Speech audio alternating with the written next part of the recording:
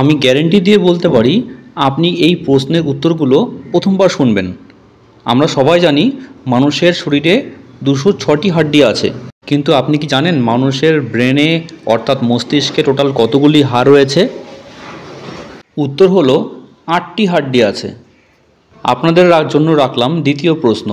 বলুন তো মানুষের হার্ট অর্থাৎ হৃদয় মিনিটে কতবার পাম্পিং করে? আপনাদের উত্তরটা দিয়ে দিই, সঠিক উত্তর হবে 72 বার।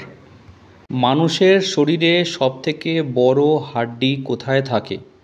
এর উত্তরটা দেওয়ার চেষ্টা করুন। উত্তরটি হবে পায়ের উপরিভাগে, অর্থাৎ যেখান থেকে পা শুরু, যাকে আমরা জাং বলি। মানবদেহে সম্পূর্ণ জলের ভাগ কতটুকু রয়েছে? উত্তর হলো মানবদেহে 65 ভাগ থেকে 80 ভাগ জল থাকে। এরকম ধরনের স্বাস্থ্য সংক্রান্ত উত্তর পেতে চ্যানেলটিকে সাবস্ক্রাইব করে রাখুন।